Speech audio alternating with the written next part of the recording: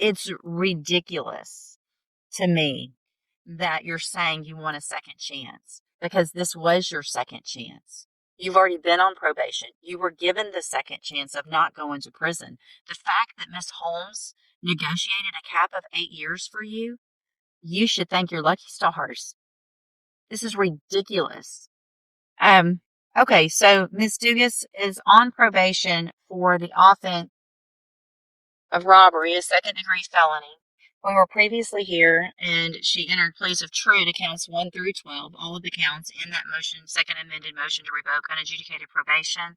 I received the updated pre-sentence report as well as a letter from Ms. Dugas. Has everyone had an opportunity to review that? Are there any additions or corrections? All right, and this was unagreed, correct? Ms. Holmes, you may proceed. Thank you, Your Honor.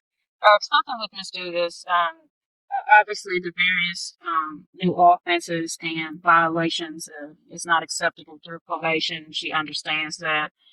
She stated that throughout this time, she did not have much support. She was going through a hard time in life, and she resorted to committing these offenses, not being in obviously the right state of mind to be able to successfully complete probation. Ultimately, Ms. Dugas is requesting to have the opportunity to be reinstated to complete probation, and she would like to address the court in regards to this as to her plan of how she can successfully complete if given the opportunity. Okay, go ahead. There you go, Ms. West. I think this probation, I know it's going to be extended if you do grant it to me. My name is John. I want to have great. They went out on camera. You know, but he's trying to go out. Ms. Dugas, you did the exact same thing.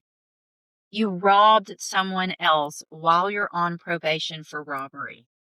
Not just rob someone else, you failed to ID, failed to report to probation, you committed the new offense of possession of a controlled substance, you resisted arrest, or it's ridiculous to me that you're saying you want a second chance because this was your second chance. You've already been on probation. You were given the second chance of not going to prison. The fact that Miss Holmes negotiated a cap of 8 years for you, you should thank your lucky stars. This is ridiculous. 8 years, in my opinion, is not enough. You had every opportunity to do all the things that you're taught. Stop crying because you weren't crying when you were robbing people and using drugs and not being a good mom and not doing the things that you should have done when you were given this opportunity. Right? Ms. Malfino? Sorry. I don't think I need to add anything to the report. I think, did you follow the agreement? Age at the very least is appropriate for her based on the number of violations. I spoke with Mr. Chan yesterday. He does not want to continue to work with her. This is actually her third MTRP. It's about her fifth chance in front of you, not just her second chance in the court. Ms. Dugas, I'm going to find that you entered your pleas of true to counts 1 through 12 freely and voluntarily. Find those counts true. Find sufficient evidence to find you guilty, and at this time find you guilty of robbery. I'm going to sentence you to a term of 8 years in the Institutional Division of the Texas Department of Corrections. You will receive credit on that sentence for any time that you've been in custody that the law gives you the right to receive. I'm handing you the trial court certification that shows this was an agreement that I followed, and so you've waived your right to appeal. I've also handed you a written admonishment regarding your ineligibility to possess a firearm or ammunition. Because of the judgment entered against you, you're ineligible under Texas law to possess a firearm or ammunition. Possession of a firearm or ammunition could lead to charges against you. Firearm is a legal term, and you should read that written admonishment I provide you to see what devices qualify as a firearm. If you have questions about the laws that make you ineligible to possess a firearm or ammunition or about how long that lasts, you can talk to Ms. Holmes. I hope you take some advantage of this and actually do what you're saying you're going to do when you get out and change your life. There's programs in prison. Take advantage of them, but you're not going to continue to get opportunities like this. If you continue to violate the law after this, you're going to be considered a habitual offender. And if you do anything again, your minimum punishment is going to be 25 years. 25 years minimum for what you've been doing. So you need to change your life or you're never going to see your kids, right? Go back with the bailiff. Good morning. Are you Wesley Antoine?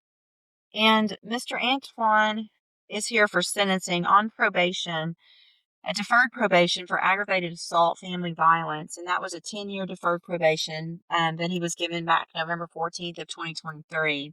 Entered pleas of true, it looks like, to counts 1 through 11. In the motion to revoke unadjudicated probation. I've received an updated pre-sentence report. This was an open plea to the court. Is that correct?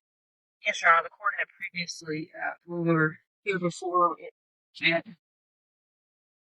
advised the court, excuse me, that he received 4 months on that new case in Louisiana, but it does involve the same victim misread as his case here. Mm-hmm. We had discussed 6, and the court did not feel comfortable with that, so we just decided to go on to you. Okay.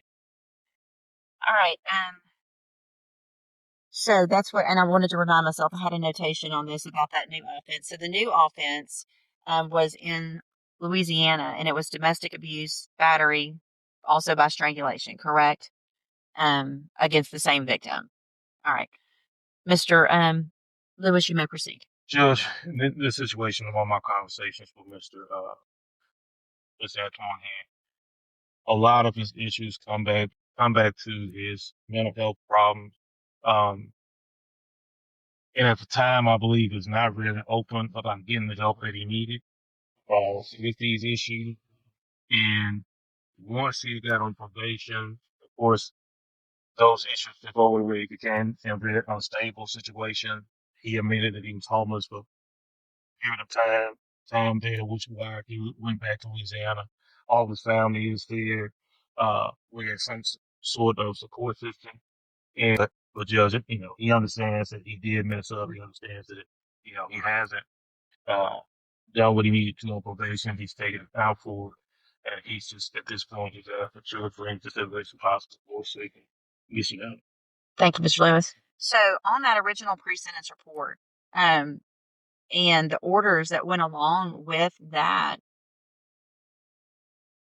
I mean, this is a first-degree felony. So on that deferred probation, it specifically ordered all the things that Mr. Lewis is asking for now. You've already had access to all of those things. To be placed on the specialized mental health caseload, to get an evaluation and get any type of help and treatment that is available. You were ordered to do those things. And in fact, what you pled to on this motion, true, is that you didn't get the evaluation completed. And so you never were able to get services. And that was your choice. Everything was given to you. You had all the opportunities in the world to get whatever help you needed so that you could be successful. But the fact that you're on probation, I mean, the allegations in this underlying case is that you had a cane and that you just beat the crap out of Miss Red with that cane while she's on the ground. And then you get out and you get around her again and you strangle her. I mean, it's just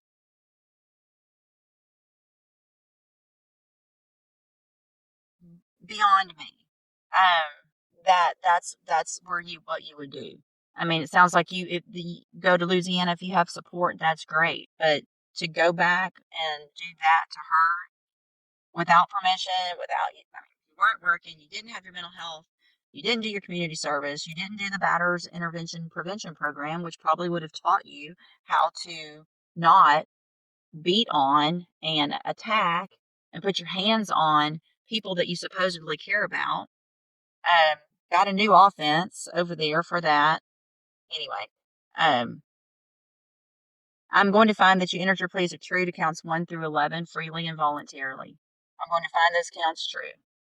Find sufficient evidence to find you guilty, and at this time find you guilty of aggravated assault on a family victim. I'm going to sentence you to a term of 15 years in the institutional division of the Texas Department of Corrections. You will receive credit on that sentence for any time that you've been in custody that the laws give you the right to receive. I believe the initial was yes. I am going to make the finding that there was a deadly weapon in that initial case. I'm going to hand you the trial court certification. You need to sign this with Mr. Lewis. It shows that this was not a plea agreement. You have some rights to appeal. You can talk to him about that.